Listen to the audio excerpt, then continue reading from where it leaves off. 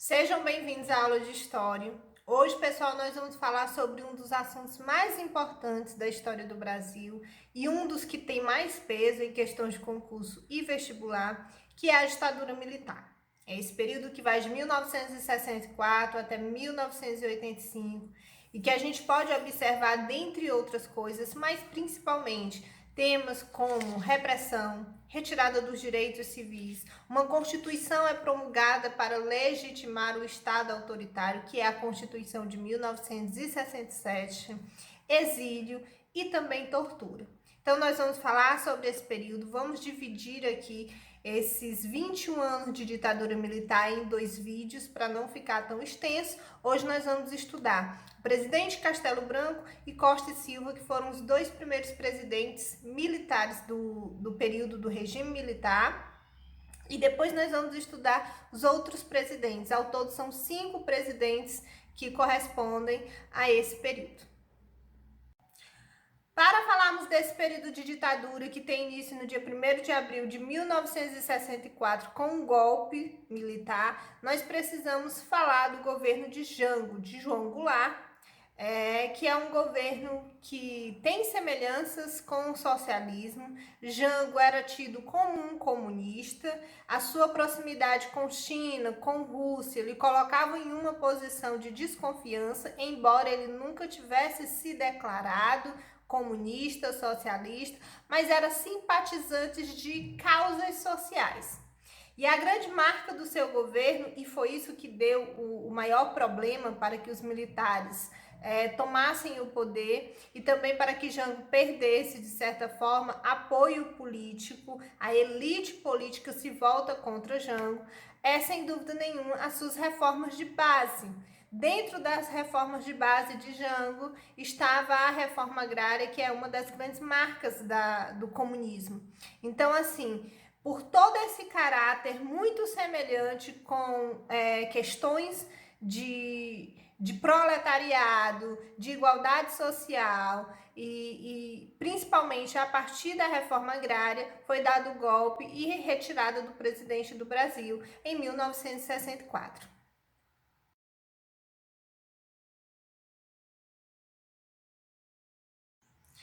Antes de mais nada, é preciso que vocês entendam a divisão entre os militares, que é muito comum na cabeça do aluno, que os militares falavam a mesma língua, tinham a mesma ideologia, e não, eles se dividiam em 2 grupos, e isso é muito importante, porque geralmente cai em questões de vestibular.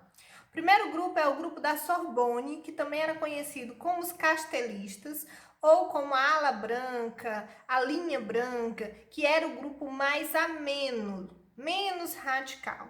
Era o grupo que acreditava que o Brasil precisava de uma intervenção, mas uma intervenção cirúrgica. Como assim, professora?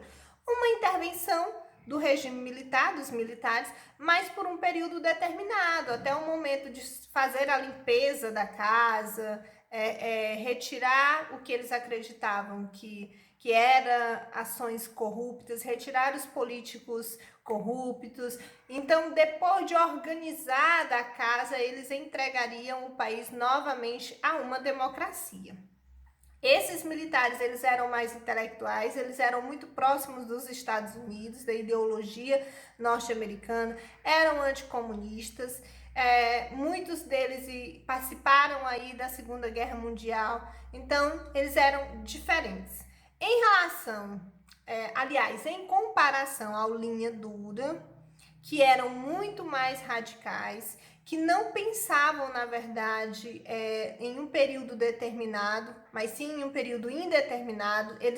Eles acreditavam que o grande objetivo era se perpetuar no poder, porque essa era a única forma de dar jeito no país. Eles acreditavam piamente que um regime autoritário, a partir da ditadura militar que seria instaurada naquele momento, seria a única solução do país conseguir se desenvolver.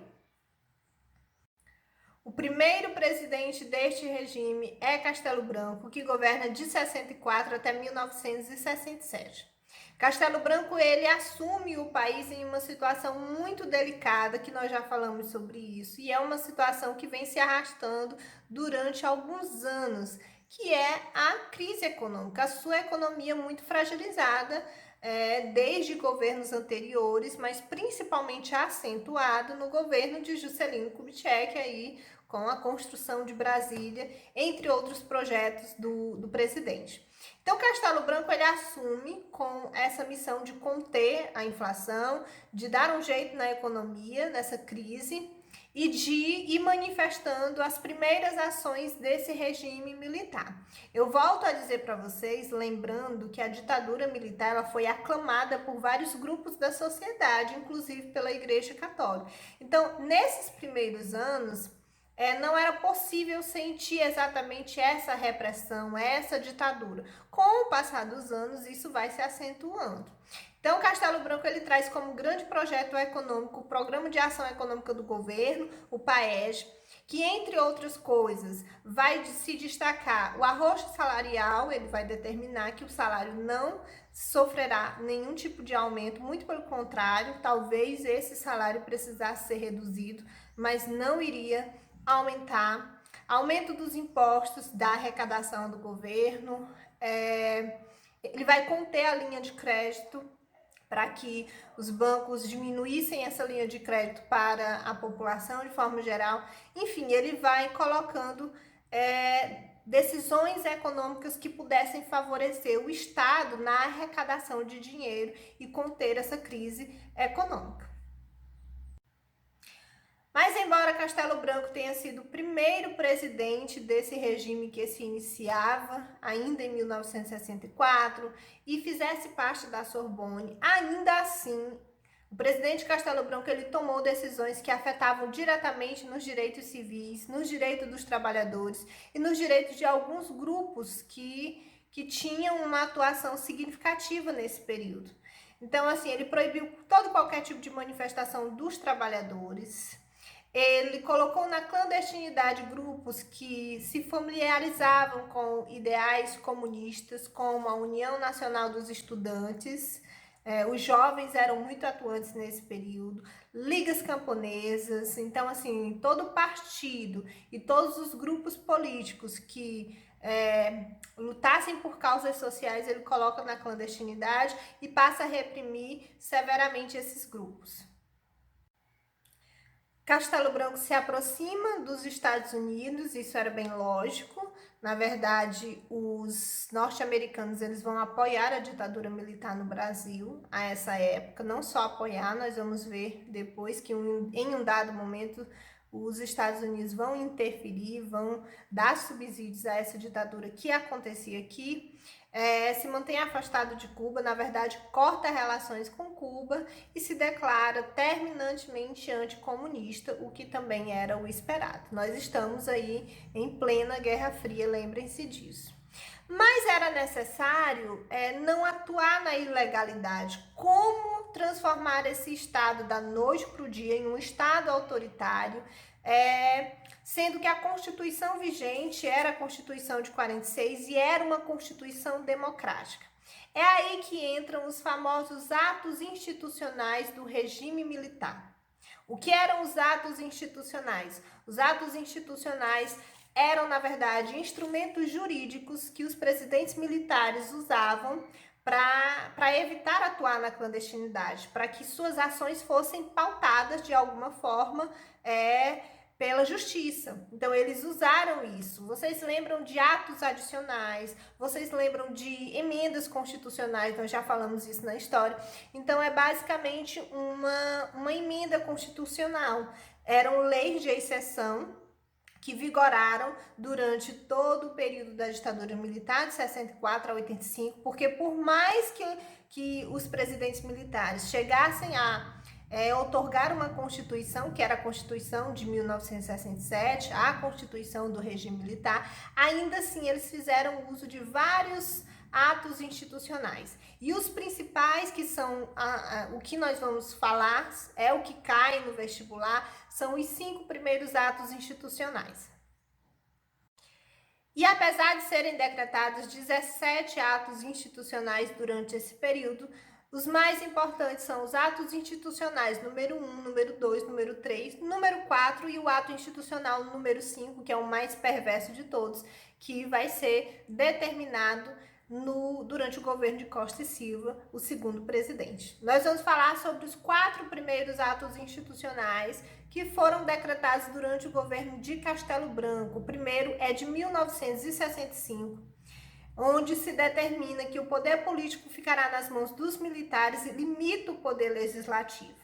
Esse ato institucional, ele trazia também o poder de cassar mandatos. Então, nesse período, cerca de 41 deputados foram cassados os seus mandatos, além de 122 oficiais das Forças Armadas que não concordavam, que não comungavam com o regime militar, também foram cassados. Então, nós temos aí gradativamente essa centralização do poder e esse autoritarismo.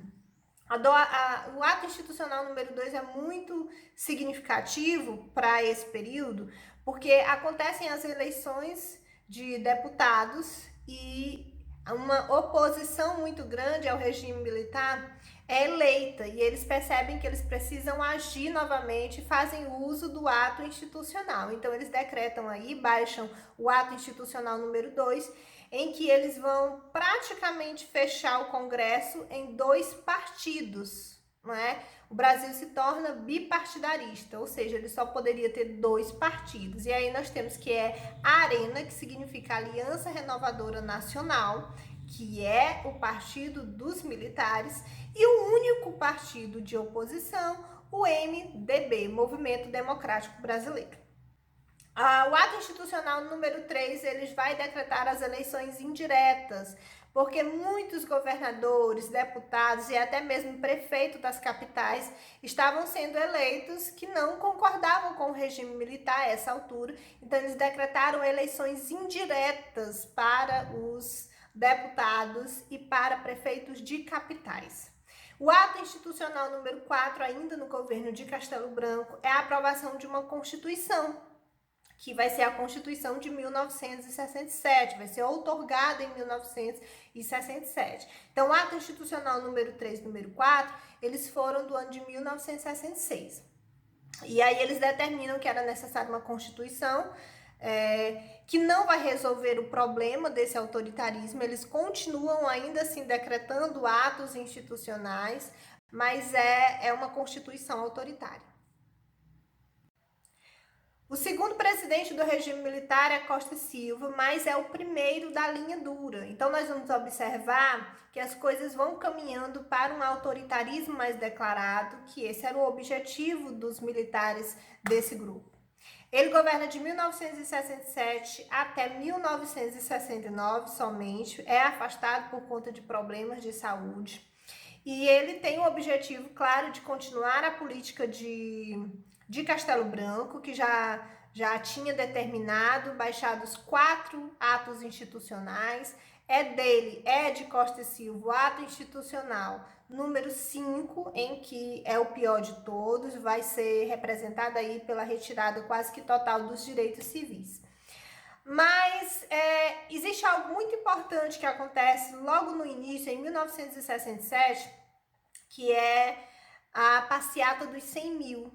Quando as pessoas começam a acordar e perceber que a ditadura não era, na verdade, algo bom, que havia muita repressão, que isso era claramente observado até mesmo no meio político, quantos deputados não tiveram os seus mandatos cassados. Então, as pessoas começaram a se manifestar e houve uma passeata que é conhecida na história como a passeata dos 100 mil, de muitos jovens, de muitos intelectuais, inclusive muitos cantores que se envolveram, muitos artistas que se envolveram. E essa passeata, ela é reprimida. Depois que acontece, Costa e Silva entende que é necessário reprimir, proibir qualquer tipo de manifestação política, e é isso que vai embasar principalmente o ato institucional número 5. Mas veja bem, década de 60, o que acontecia no mundo? O Brasil vivenciava também o reflexo do que acontecia lá fora. Então, principalmente no finalzinho da década de 60, muitas coisas aconteciam. Nos Estados Unidos, por exemplo, ainda a Guerra do Vietnã, muitas pessoas, jovens, saíam às ruas com cartazes, faça amor, não faça guerra. Movimentos que estavam ganhando força nesse período, como o feminismo, como o movimento hippie. Então, assim, existia uma revolução acontecendo lá fora. E isso inspira esses jovens, essa juventude, esses artistas a promoverem essa manifestação, mas que será reprimida por Costa e Silva. Costa e Silva passa a ter que lidar com muita oposição, e essa oposição vai crescendo cada vez mais dentro da questão política, que não incomodava tanto, porque o Estado havia passado a exercer uma ditadura, então os inimigos políticos não eram, na verdade, um problema, eles caçavam o mandato, eles faziam o que era necessário para afastar esses inimigos. Mas os protestos nas ruas, as greves dos trabalhadores, essas manifestações políticas, elas fora do Brasil, elas tinham repercussão. E aí Costa e Silva precisou ser mais severo, mais autoritário. A grande marca desse governo é o autoritarismo dele e do próximo presidente, que nós vamos ver, Médici. Então esse autoritarismo, ele cada vez mais ganha lugar durante o governo de Costa e Silva, e é aí que nós chegamos ao ato institucional número 5. O habeas corpus, que é considerado o pior ato institucional do regime militar aqui no Brasil, ele traz, entre outras coisas, mas traz a extensão do poder do presidente, se tornando quase um ditador no Congresso. Ele teria o direito de fechar o Congresso, de cassar qualquer mandato. O poder judiciário estaria subordinado ao poder executivo, ele poderia mudar tudo o que correspondesse ao poder judiciário, ele proibiu toda e qualquer manifestação política, então proibiu greves, vetou o direito que se havia do habeas corpus, que depois foi garantido novamente na Constituição, enfim... foi a retirada dos direitos civis. As pessoas, elas não podiam ter liberdade, elas não podiam se manifestar politicamente. Aí vai ser acentuado muito a questão do subversivo, que vocês muito provavelmente vão ouvir muito falar sobre isso, que esteve presente na ditadura militar. Esses políticos do regime militar, eles consideravam subversivos, inimigos do Estado brasileiro, toda e qualquer pessoa que fosse contra, politicamente falando, a ditadura militar. E eles eram caçados, eles eram torturados, eles eram exilados, enfim. Foi um período, na história a gente costuma chamar de período de chumbo, não é? Anos de chumbo, que representa principalmente o governo aí de Costa e Silva e o próximo presidente, que é Médici. Ele não consegue, na verdade, fazer tanto uso do ato institucional por conta da sua saúde fragilizada. Então é Médici que principalmente, o próximo presidente, que principalmente vai usar isso durante seu governo. Na próxima aula nós continuamos com os outros presidentes do regime militar.